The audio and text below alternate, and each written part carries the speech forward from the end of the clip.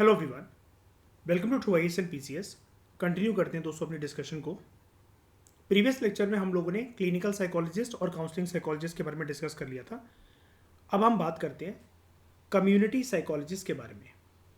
नाम से ही पता लग रहा है, कम्युनिटी साइकोलॉजिस्ट यानी कि समाज सेवा करेंगे। लेकिन जैसा कि मैंने आपको बताया, no lunch is free in life. Free में कोई काम नहीं होता है, पैसे तो कहीं ना कहीं से ये बनाएंगे ही बनाएंगे। हाँ, ऐसा भी नहीं है कि हमेशा पैसे इनको बनाने, एनजीओज वगैरह के साथ एफिलिएटेड है तो विलिंगली काम कर सकते हैं। जैसे फॉर एग्जांपल किसी ने साइकोलॉजिस्ट को बोला कि आप ना किसी एक साइकोलॉजिस्ट को बोला कि आप ना भाई साहब मोटिवेट बहुत अच्छा करते हैं लोगों को और लोगों को बहुत अच्छी टेक्निक्स आप बताते हैं, तो हम संडे को एंटी स्मोकिंग कैंपेन एक ऑर्गेनाइज कर रहे हैं, तो आप उसमें थोड़ा सा अपने 2 घंटे का वक्त निकाल कर कॉन्ट्रीब्यूशन दे सकते हो क्या। तो फिर कम्युनिटी साइकोलॉजिस्ट सोच सकता है कि मान जाए, हाँ ठीक है, मुझे आपसे कोई पैसे वैसे नहीं चाहिए, लोगों की अगर मदद की बात है, उनको अगर किसी एक तकलीफ से मैं बाहर निकाल सकता हूँ तो डेफिनेटली मैं उसमें योगदान देने के लिए तैयार हूँ। तो वो डिपेंड करता है कि मतलब किसकी क्या कैसे क्या बातचीत हो रही है, हमारा उससे कोई मतलब नहीं होना चाहिए।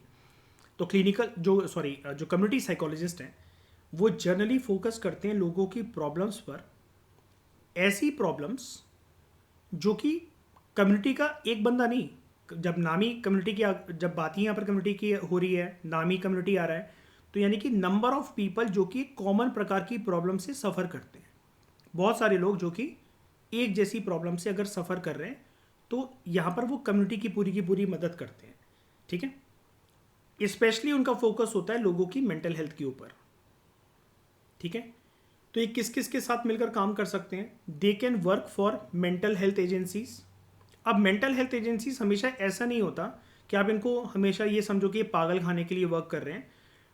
लोगों के कभी कभार थोड़ी सी थिंकिंग में दिक्कत होती है, या फिर लोग किसी हैबिट को नहीं छोड़ पाते हैं, लोगों को सिगरेट दारू की इसकी लत लगी हुई है, तो थोड़ा सा उनको मोटिवेट कर कर उनको इस लत से बाहर निकालने के लिए भी अगर आप कोई एजेंसी काम कर रही है तो उसको भी हम मेंटल हेल्थ एजेंसी बोलेंगे। मेंटल हेल्थ एजेंसी मतलब ये चीज़ होती है कि एक ऐसा ऑर्गेनाइजेशन, एक ऐसा एनजीओ या ऐसा कोई भी एक वर्किंग एटमॉस्फेयर जहाँ पर आप ऐसे लोगों के साथ डील कर रहे हो जिनका बिहेवियर, जिनकी हैबिट ऐसी है कि उस बिहेवियर या उस हैबिट को अपनाने की वजह से सारा का सारा जो प्रभाव, जो इफेक्ट पड़ रहा है उनके मानसिक संतुलन पर पड़ रहा है।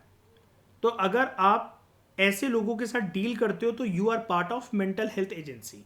ठीक है, ये हो सकता है कि प्राइवेट ऑर्गेनाइजेशंस के लिए भी काम करें, लाइक फैक्ट्रीज, इंडस्ट्रीज वगैरह, और स्टेट गवर्नमेंट या सेंट्रल गवर्नमेंट के लिए भी ये काम कर सकते हैं। तो ये करते क्या हैं, ये पूरी की पूरी कम्युनिटी के लोगों की मदद करते हैं। ठीक है, उनके इंस्टीट्यूशंस की मदद करते हैं ताकि लोगों को निवारण मिल सके, लोगों को एक सॉल्यूशन मिल सके कि लोग अपनी किस प्रकार से फिजिकल हेल्थ प्रॉब्लम्स के साथ डील कर सकते हैं, क्योंकि बॉडी और माइंड का कनेक्शन है, इतना तो आप समझ ही गए हो अभी तक साइकोलॉजी में।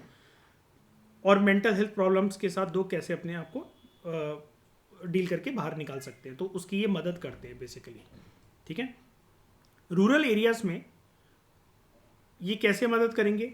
हो सकता है, क्योंकि यहाँ पर लिखा हुआ है दे में, अब ज़रूरी नहीं कि ऐसा होगा ही होगा, हो सकता है कि गांव में इनको ये समझ में आए कि लोगों की मेंटल हेल्थ प्रॉब्लम्स को रिजॉल्व करने के लिए एक पर्टिकुलर गांव वाले इलाके के अंदर अभी तक कुछ ऐसा मेंटल हेल्थ सेंटर नहीं है, तो हो सकता है ये एक मेंटल हेल्थ सेंटर खोल लें वहाँ पर। ठीक है, अर्बन एरियाज़ में ये हो सकता है ये ड्रग रिहेबिलिटेशन प्रोग्राम के लिए वर्क करें। जैसा कि मैंने आपको बताया कि मान लो कि संडे को कोई एक सेमिनार है या कोई भी एक ऐसी चीज़ है जहाँ पर anti smoking campaign, anti alcohol campaign, anti drug campaign के बारे में लोगों को बुलाया जा रहा है, उनको जागरूकता दी जा रही है कि आपका घर परिवार इससे नष्ट हो सकता है, आपकी बीवी विधवा हो सकती है, आपके बच्चे छोटे हैं वो अनाथ हो सकते हैं, आप कृपया इन सब नशे पत्तों की आदत को छोड़ दो।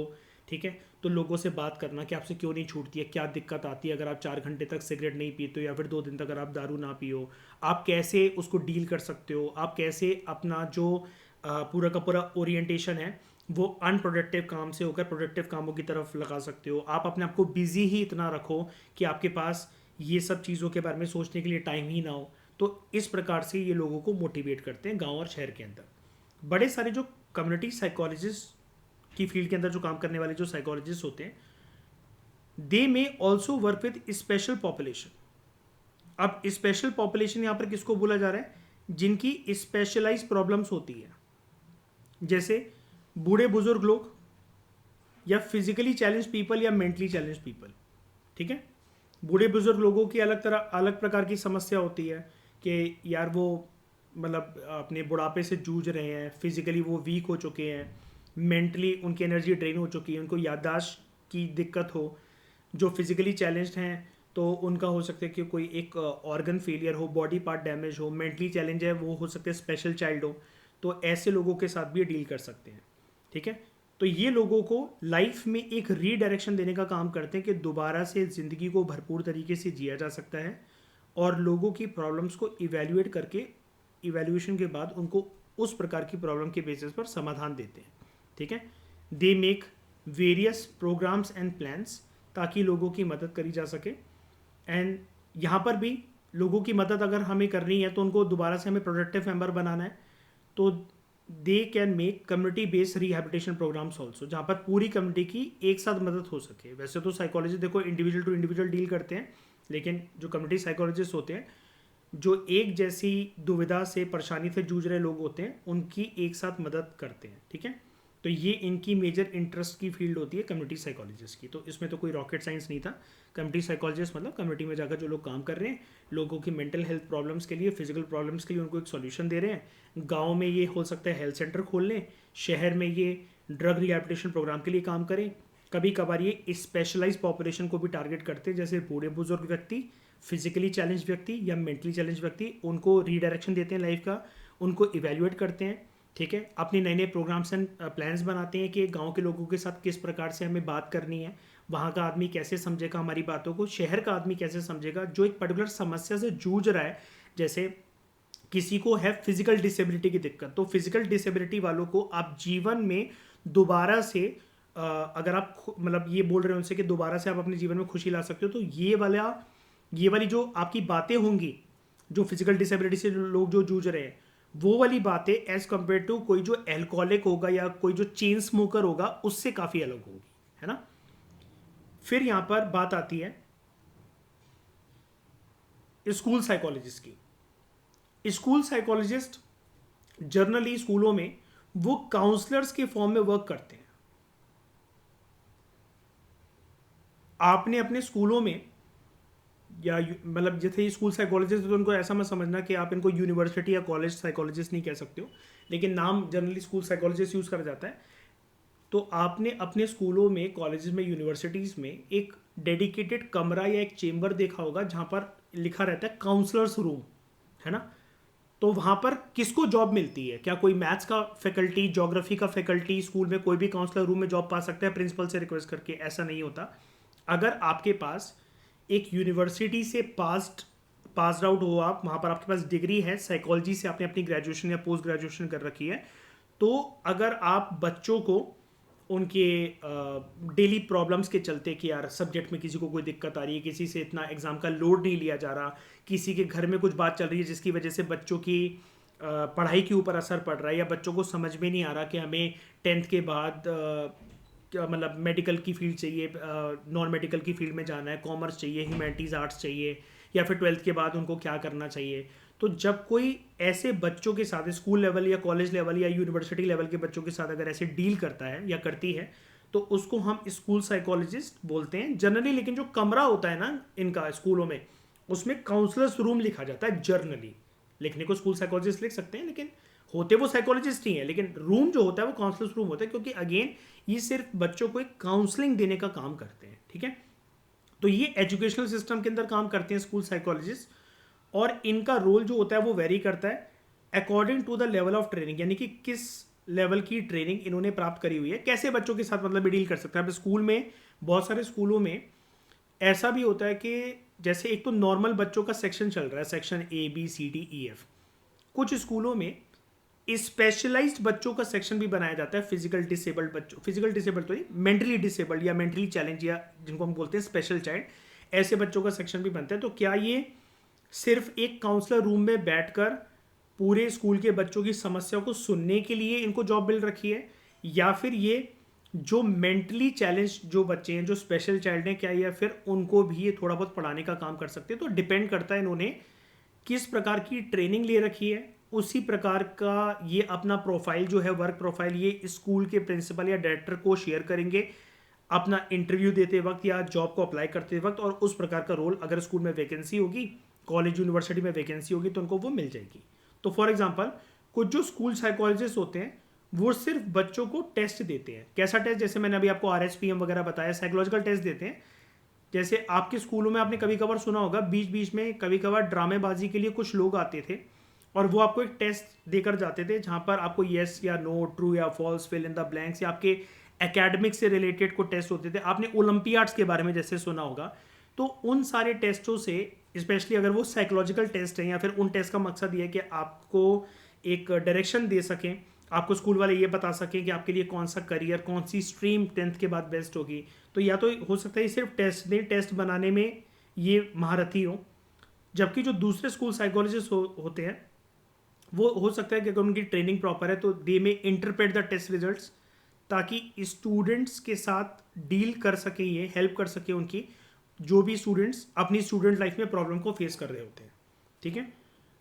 कुछ जो स्कूल साइकोलॉजिस्ट होते हैं कि स्कूल उन्नति कैसे करेगा, स्कूल का नाम कैसे होगा, स्कूल को और क्या क्या नया करना चाहिए, तो वो स्कूल के लिए हो सकता है कि पॉलिसीज भी बनाएं। ये डायरेक्टर को, प्रिंसिपल को, HOD को, वाइस प्रिंसिपल को सजेशंस दे अपने अच्छे अच्छे कि हमें ये वाला प्रोग्राम करना चाहिए, इंटर स्कूल कॉम्पिटिशन करना चाहिए, या ये पेंटिंग कॉम्पिटिशन रखना चाहिए, डांसिंग कॉम्पिटिशन रखना चाहिए, स्कूल एक्सचेंज प्रोग्राम हमें रखना चाहिए। ठीक है। हमें यूनाइटेड नेशंस के साथ जो MUN आजकल बहुत सारे स्कूलों में होता है, आपने सुना होगा, MUN की फुल फॉर्म होती है मॉडल यूनाइटेड नेशंस। यहाँ पर मतलब एक प्रकार से यूनाइटेड नेशंस का प्लेटफॉर्म होता है जहाँ पर स्कूल के बच्चे आकर डिबेट्स करते हैं। ठीक है। तो हम अपने स्कूल के नाम को, उसकी तरक्की को, उसकी उन्नति को कैसे बढ़ा सकते हैं, तो ये अपने सजेशंस दे सकते हैं डायरेक्टर को, प्रिंसिपल को, या फिर जो भी स्कूल को चला रहा है मैनेजमेंट। उसके अलावा कभी कभार जैसे कुछ बच्चे डिस्कस करते हैं टीचर से आकर या फिर काउंसलर से आकर के मैम हमारे घर पे माहौल ऐसा नहीं है, मम्मी पापा का झगड़ा होता रहता है, घर का बंटवारा चल रहा है, कलेश चल रही है और हमारा पढ़ाई में मन नहीं लगता, या फिर हमारे मम्मी पापा हमें साइंस लेने के लिए कह रहे हैं लेकिन मुझसे तो ह्यूमैनिटीज़ ही हो पाएगी, मुझे मैथ्स नहीं आती, मुझे फिज़िक्स, केमिस्ट्री, बायोलॉजी में कोई इंटरेस्ट नहीं है। तो ये हो सकता है कि फिर ऐसे टाइम पर ये पेरेंट्स के साथ बात करें, टीचर्स के साथ बात करें और एडमिनिस्ट्रेटर्स यानी कि स्कूल के प्रिंसिपल्स, HOD वगैरह जो भी मैनेजमेंट है उनके साथ बात करें। ठीक है। और क्योंकि ये टीचर से ज़्यादा ट्रेंड लोग हैं, मतलब टीचर तो एक सब्जेक्ट का एक्सपर्ट होता है ना, लेकिन जो साइकोलॉजिस्ट है वो मनोवैज्ञानिक लेवल पर चीज़ों को समझेगा। अब जैसे अगर मैं अपनी टीचर रोल पर आऊँ तो मैं आपसे ये कहूँगा कि भाई आपको ये सब चीज़ें समझ में नहीं आ रही जो मैं पढ़ा रहा हूँ, तो आप बेवकूफ़ हो, आपसे कुछ नहीं हो पाएगा। टीचर की ऐसी टोन होती है। लेकिन बीइंग अ साइकोलॉजिस्ट मैं आपसे बात करूँगा तो मैं आपसे हो सकता है कि पूछूँ आपसे कि बेटा क्या हो गया, क्या दिक्कत है, मतलब आपके दिमाग में कुछ चल रहा है क्या, कोई बात है क्या जिसकी वजह से आपका मन नहीं लग रहा, या फिर आपको इस सब्जेक्ट में इंटरेस्ट नहीं है क्या, आप क्या करना चाहते हो, आपका किसी और चीज़ में इंटरेस्ट है क्या। तो दो मतलब टीचर और टीचर का रोल, और एक पर्सन जो टीचर होने के साथ साथ साइकोलॉजिस्ट है या फिर टीचर नहीं भी है वो साइकोलॉजिस्ट है, ये अलग तरीके से वर्क करते हैं। टीचर को तो ये लगता है कि बच्चा अगर पढ़ नहीं पा रहा तो बच्चा नालायक है या बदमाशी दिखा रहा है या वो दिखा रहा है। साइकोलॉजिस्ट लेकिन गहराई से जाकर समझता है कि बच्चा क्या सच में बदतमीज है, या प्रॉब्लम पढ़ाने वाले में है, या प्रॉब्लम सब्जेक्ट में है, या फिर बच्चे का इंटरेस्ट नहीं है, दिलचस्पी नहीं है। अब दिलचस्पी बहुत सारी चीज़ों में बहुत लोगों की होती है। अब जैसे मुझसे कोई बोले कि रोबोटिक्स के बारे में पढ़ लो या फिर एरोनॉटिकल इंजीनियर बन जाओ, तो भाई मुझे नहीं बनना, मुझे घंटा इंटरेस्ट नहीं है उस फील्ड में, तो क्यों बनूंगा मैं और क्यों सीखूंगा मैं उसको। तो ये इस प्रकार से बातें करते हैं पेरेंट्स, टीचर्स और एडमिनिस्ट्रेटर्स के साथ। And they can also provide teachers and parents, इनका जो रोल होता है वो ज़्यादा इंपॉर्टेंट होता है। तो ये टीचर्स और पेरेंट्स के साथ भी बात कर सकते हैं, उनको इन्फॉर्मेशन दे सकते हैं कि एक बच्चे की एकेडमिक प्रोग्रेस किस दिशा में जा रही है, और आगे चलकर अगर आप इसको इस फील्ड में पुश करोगे तो ये बच्चा बहुत ज़्यादा अच्छा कर सकता है। फॉर एग्जाम्पल एक एग्जाम्पल देता हूँ मैं आपको। जैसे एक बच्चा है तो क्लिनिकल साइकोलॉजी स्कूल के मतलब sorry not clinical psychologist, school के साइकोलॉजिस्ट को ये पता लगा, काउंसलर को ये पता लगा कि ये बच्चा 8वीं क्लास में है लेकिन 9वीं क्लास 10वीं क्लास के मैथ्स के प्रॉब्लम्स को सॉल्व कर लेता है और बहुत अच्छे से कर लेता है। तो ये जब बात स्कूल के साइकोलॉजिस्ट को पता लगेगी तो वो हो सकता है कि पेरेंट्स को बुलाएं कॉल कर कर के आप लोग आके हमसे कल मिलिए, और वहाँ पर उसके मैथ्स के फैकल्टी को भी बुलाएं और स्कूल के प्रिंसिपल वगैरह को भी बुलाएं कि मैम मैंने इस बच्चे के अंदर काबिलियत देखी है उसके माँ बाप से बोले, टीचर से बोले, स्कूल वालों से बोले, वो जो स्कूल साइकोलॉजिस्ट होगा या काउंसलर होगा, कि मैम मैंने इस बच्चे के अंदर काबिलियत देखी है, आप इस बच्चे को ना आगे मैथ्स की फील्ड की तरफ पुश करो, इसको ओलंपियाड वगैरह दिलवाया करो। ये 8वीं में है और अपने से उम्र के 2-2 साल बड़े जो बच्चे जितने सम्स को जिस लेवल का कैलिबर उनके पास नहीं है, जिस लेवल का टैलेंट उसके पास नहीं है, तो ये बच्चा उस चीज़ में बहुत अच्छा है। इसी को तो हम कहते हैं कि अंदर से कोई हमारे टैलेंट को पहचान ले तो उसको निखारना, तभी तो कोई आपको डायरेक्शन दे रहा होता है। जैसे अब मान लो कि आप मेरे स्टूडेंट हो सारे, है ना, यूपीएससी के, तो मुझे आप में दिख रहा है कि आप में पोटेंशियल है यूपीएससी करने का, लेकिन आपके अंदर वो जज्बा नहीं है, तो मैं तो आपको पुश ही करूंगा ना। मैं आपको ये थोड़ी ना बोलूंगा कि आप ये बेवकूफ़ हो, ये हो वो। एक तो होता है देखो झूठा मोटिवेशन देना कि भाई तुम कर लोगे, ये कर लोगे, वो कर लोगे, वो कोर्स बिकवाने वाली बातें होती हैं सारे टीचर्स की, ठीक है। लेकिन एक ये होता है कि भाई मुझे आप में वो पोटेंशियल दिख रहा है, लेकिन आपको खुद के ऊपर विश्वास नहीं है, आप डामाडोल हो जाते हो। आप दो हल्की फुल्की सिचुएशन आपसे क्या नहीं टकराई, आपका मन विचलित हो गया, आप बैकआउट करने लगे, मुझसे नहीं हो पाएगा, ये तो बहुत टफ है, कौन पढ़ेगा उसको, मुझे कुछ समझ में ही नहीं आ रहा। लेकिन मुझे दिख रहा है कि अगर आप थोड़ी सी अपनी एनर्जी को, थोड़े से अपने मेंटल फोकस को उसके अंदर इन्वेस्ट करो, तो आउटकम बहुत बेहतरीन, बहुत प्यारा निकल कर आ सकता है। तो ये वाला काम बच्चों के ऊपर स्कूल साइकोलॉजिस्ट कुछ इसी प्रकार से कर रहे होते हैं, और इसी को हम साइकोलॉजी में पता क्या कहते हैं, जब कोई हमारे अंदर के पोटेंशियल को, हमारे सीने की आग को पहचाने और उसको उस आग को ज्वाला बनाकर बाहर निकाले, जिससे हमें हमारी उन्नति को चार चांद लग सके। इसी को दोस्तों हम एक अंग्रेजी वर्ड के साथ साइकोलॉजी में कहते हैं एप्टीट्यूड। एप्टीट्यूड का मतलब क्या होता है?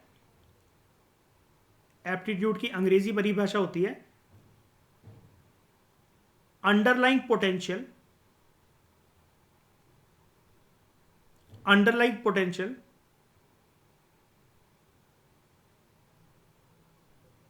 To acquire skills.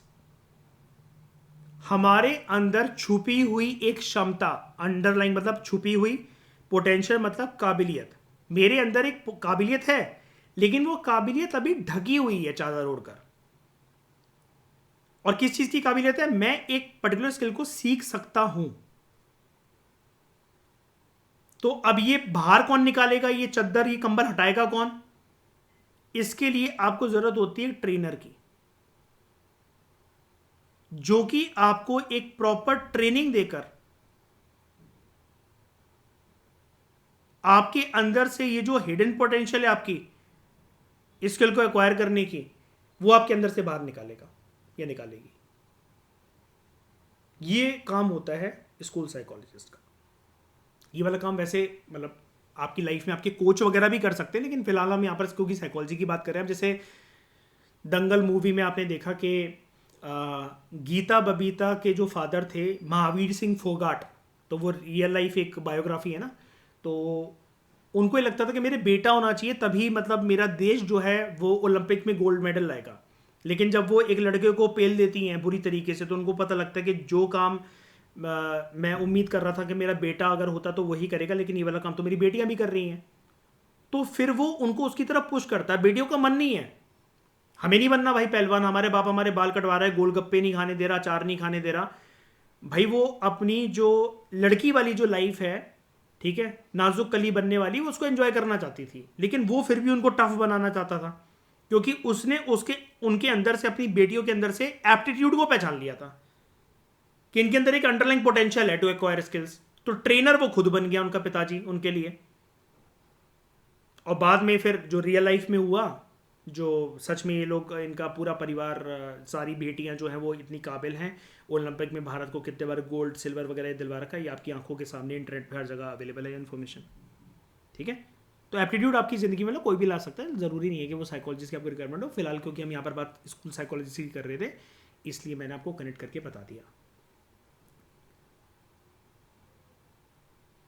फिर यहाँ पर लास्ट बात होती है ऑर्गेनाइजेशनल साइकोलॉजिस्ट की। मैंने आपको इस टॉपिक की शुरुआत में ही बताया था। ऑर्गेनाइजेशन का यहाँ पर मतलब है, जब आप बात करते हो किसी इंडस्ट्री की या फैक्ट्री की,